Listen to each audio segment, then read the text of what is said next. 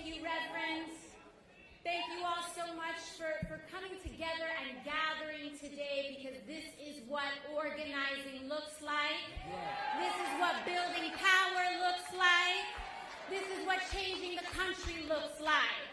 It's when we choose to show up and occupy the room and talk about the things that matter most, talking about our future. You know, Reverend, you bring up a funny anecdote, and I'm proud to be a bartender. Ain't nothing wrong with that. There's nothing wrong with working retail, folding clothes for other people to buy. There's nothing wrong with preparing the food that your neighbors will eat. There is nothing wrong with driving the buses that take your family to work. There is nothing wrong with being a working person in the United States of America, and there is everything dignified about it. I, in fact, am encouraged when people remind the country of my past, not because of anything about my story, but because it communicates that if I could work in a restaurant and become a member of the United States Congress, so can you. So can you. And so what we are fighting for are the policies that are concentrated in working people and communities of color and the historically disenfranchised, to make that more possible in America, to make us be a nation that keeps its promise and lives up to the words in our founding charter. So I want to thank you all again for joining us here today. And I think it's a very important morning, because with our work, and if we organize, and if we fight like we've never fought before, then it is entirely possible that we just listened to someone who will be the next president of the United States this morning. I was reflecting last night on what I kind of wanted to share with you all today, and I'm again so grateful and thankful for the opportunity to be here. And so as a result, I was nervous, because this is a big deal. And, last night, yesterday, April 4th, marked the 51st anniversary of Dr. King's assassination. And I found myself reflecting on this deeply, because it was in studying King as a young person that truly launched me to form a worldview that I have today.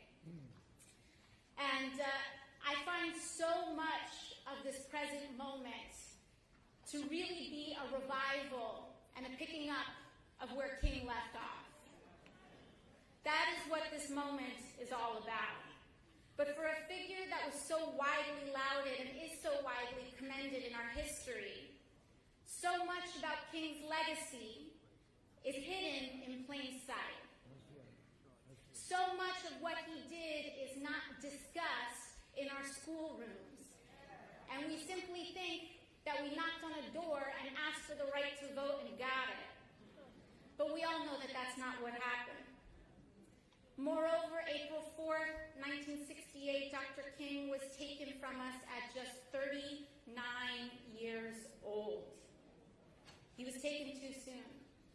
And as his daughter, Bernice King, reminded the world yesterday, his life was robbed by hatred, white supremacy, racism, apathy, opposition to economic justice, and gun violence.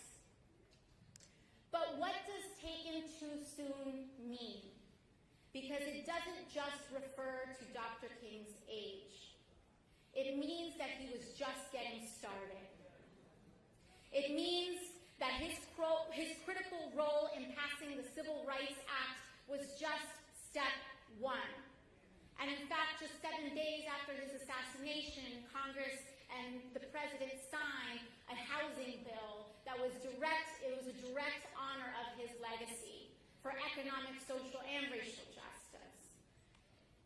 We know around the time of King's death that he was organizing around economic justice. Right.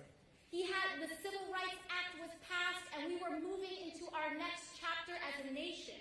So he was organizing around economic justice. In fact, his To the Mountaintop speech the night before his passing was around laborers and unionized workers.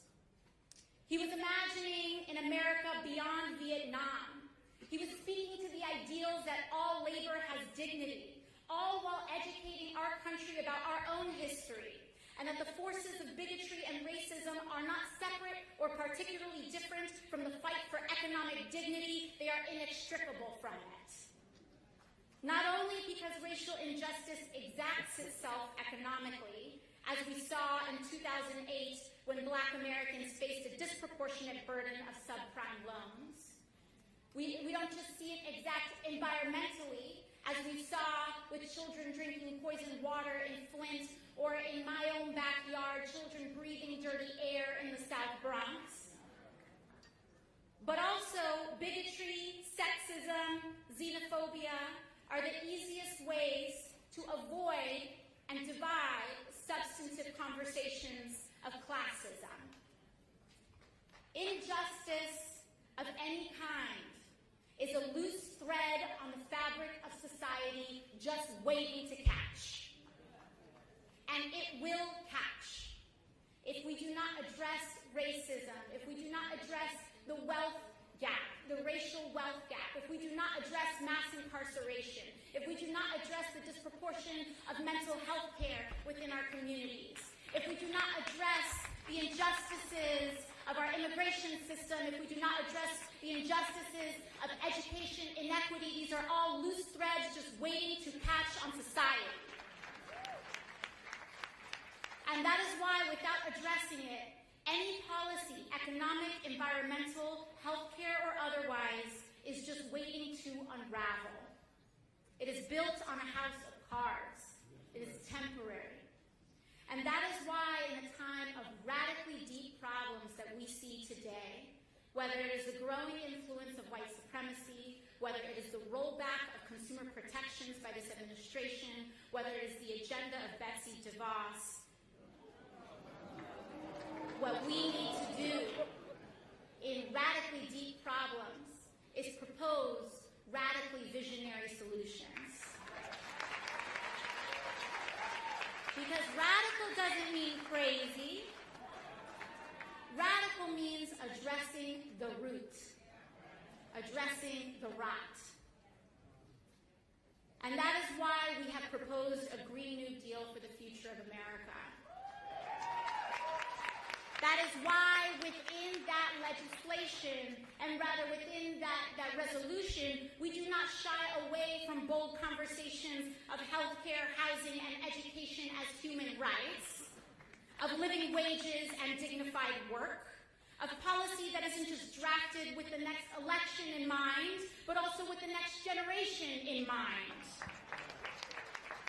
That is the moral, political, and economic underpinning of making bold investments and dignified jobs, because that is the necessary plan to fix the pipes in Flint and clean the air in the South Bronx, and to create unionized energy jobs for transitioning workers in Appalachia and West Virginia, for single-payer health care and Medicare for all, and tuition-free public colleges and universities to prepare our nation for the future, and for the end to mass incarceration, the war on drugs, examining and pursuing an agenda of reparations, and fixing the opioid crisis too.